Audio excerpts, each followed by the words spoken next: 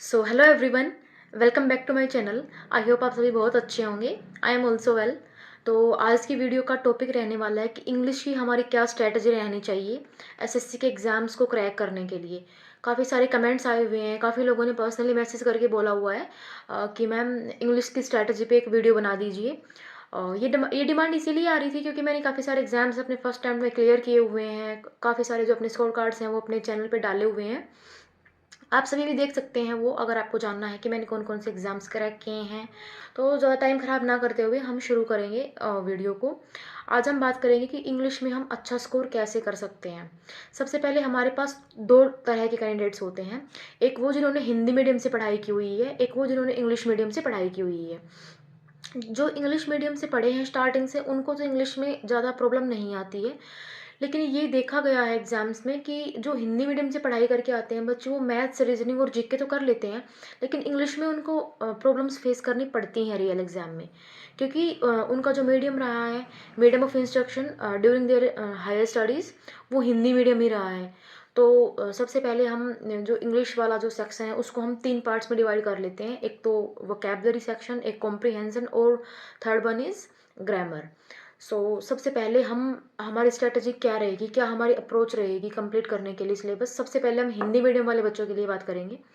सबसे पहले हम क्या करेंगे, सिलेबस कंप्लीट कर लेंगे कहीं से भी, किसी भी एक टीचर से।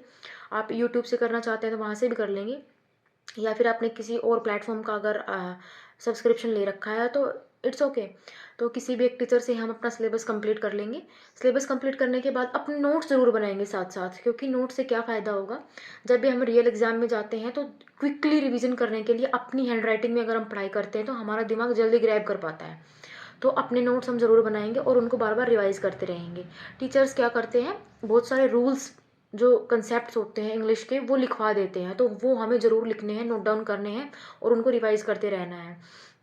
क्योंकि ग्रामर में क्या होता है, इंग्लिश में चाहे same as it is questions repeat ना हो, लेकिन एक ही रूल बेस्ड बहुत सारे क्वेश्चंस बनते हैं और हर एक एग्जाम में बनते हैं। कुछ रूल्स ऐसे इंपॉर्टेंट होते हैं, तो हमें नोट डाउन कर लेना है और उनको रिवाइज करते रहना है, ताकि एग्जाम में अगर क्वेश्चन आए तो वो इजीली हिट हो पाए। ठीक है। उसके बाद बारी आती है उसकी कॉम्प्रिहेंशन की। उसको हमें इग्नोर नहीं करना है, उसकी प्रैक्टिस हमें वेल बिफोर द एग्ज़ाम शुरू कर देनी है। क्योंकि वो कंपैरेटिवली इजी सेक्शन लगता है, लेकिन उसमें भी अच्छा स्कोर करने के लिए प्रैक्टिस बहुत ज़रूरी है। तो उसकी प्रैक्टिस के लिए भी बहुत सारी मैराथन्स पड़ी हुई होती हैं यूट्यूब पे, सारे टीचर्स करवाते हैं, तो उनकी मैराथन से हम कर सकते हैं। जो प्रीवियस ईयर में आए हुए हैं कॉम्प्रिहेंसन, प्रीवियस ईयर के अगर हम सारे रीडिंग कॉम्प्रिहेंसन वाला जो पार्ट कर लेते हैं तो वो इनफ होगा एग्ज़ाम के लिए। उसके बाद बात आती है वोकैबलरी, जो कि बहुत ही डायनामिक सेक्शन है। काफ़ी बार क्वेश्चंस रिपीट भी हो जाते हैं और कई बार नए वर्ड्स भी आते हैं एग्ज़ाम में। तो अच्छे खासे क्वेश्चन मिलते हैं हमें वोकैबलरी से देखने के लिए। सिनोनिम्स, एंटोनिम्स और वन वर्ड सब्स्टिट्यूशन भी आता है। तो वोकैबलरी का अच्छे खासे क्वेश्चंस होते हैं, अच्छा सारा पार्ट होता है एग्ज़ाम में, तो उसको भी हम इग्नोर नहीं कर सकते हैं। वोकैबलरी हम कैसे करेंगे, कुछ लोग क्या करते हैं कि जो वोकैबलरी वाला सेक्शन है उसको एग्ज़ाम से 2-3 दिन जो पहले का टाइम होता है उसके लिए छोड़ देते हैं कि लास्ट वाले 3-4 दिन में हम उनकी 3-4 मैराथन देख लेंगे। जो 10-10, 8-8 घंटे की वीडियोज़ पड़ी हुई होती हैं यूट्यूब पे, वो देख लेंगे और वोकैबलरी हो जाएगी। ऐसा नहीं होता है।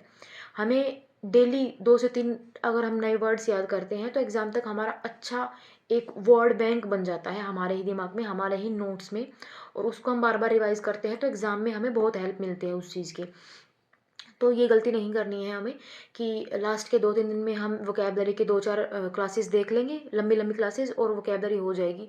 चांसेस हैं हो जाए, कुछ क्वेश्चंस हिट हो जाएं, लेकिन ज़रूरी नहीं है कि सारे वोकैबलरी के वर्ड्स वहाँ से हो जाएं। तो हमें क्या करना है, हमें जब से हम तैयारी शुरू करें 2-2, 3-3 वर्ड्स डेली के अच्छे वर्ड्स याद करने हैं। प्रीवियस ईयर पेपर्स ज़रूर लगाने हैं, वहाँ से ये पता चल जाएगा कि कौन से वाले रूल से क्वेश्चन आ रहे हैं, किस तरह की वोकैबलरी आ रही है, कॉम्प्रिहेंशन किस लेवल का आया हुआ है। ठीक है। तो तीनों जो सेक्शंस हैं उनको हम ऐसे कंप्लीट करेंगे। सबसे पहले सिलेबस कंप्लीट करना है, उसके बाद प्रैक्टिस करनी है, पीवाईक्यूज देखने हैं, मॉक्स लगाने हैं। इंग्लिश में क्या होता है, जो इंग्लिश मीडियम वाले बच्चे होते हैं वो सोचते हैं कि इंग्लिश तो हो ही जाएगी, रीजनिंग भी हो ही जाएगी, मैथ्स और जीके पे वो ज़्यादा ध्यान देते हैं। एग्ज़ाम में कई बार क्या होता है कि इंग्लिश में काफ़ी अच्छे वोकैबलरी के वर्ड्स आ जाते हैं और हम रिवाइज़ नहीं करते हैं इंग्लिश को, तो ग्रामर में भी काफ़ी सारे क्वेश्चंस हमारे गलत हो जाते हैं।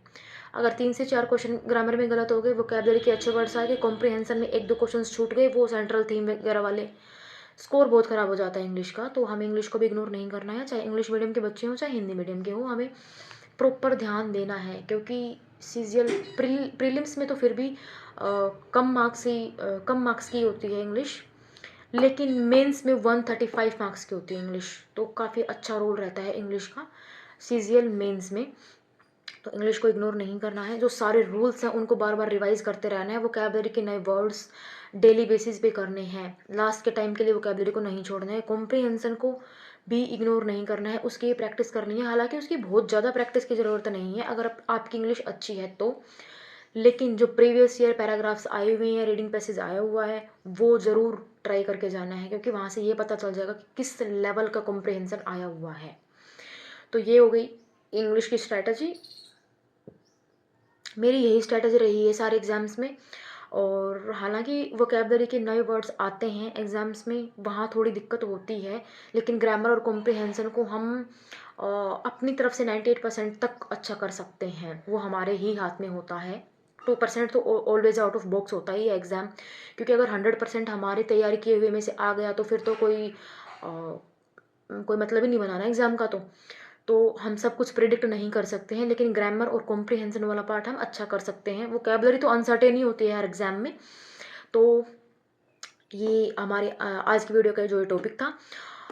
लाइक कर दीजिए, कमेंट कर दीजिए, सब्सक्राइब कर लीजिए चैनल को। और अगर कोई और क्वेरी, कोई और ऐसे क्वेश्चंस हैं आपके, तो आप कमेंट सेक्शन में डाल दीजिए। मैं उन टॉपिक्स पर, उन क्वेश्चंस पर, उन क्वेरीज पर और वीडियो बना दूंगी। कोई और टॉपिक, कोई और स्ट्रैटेजी, फॉर एग्जांपल अगर आपको रीजनिंग की स्ट्रैटेजी अगर आपको जाननी हो तो आप कमेंट सेक्शन में बता दीजिए, मैं वीडियो बना दूंगी। थैंक यू, आज के लिए इतना ही, बाय बाय।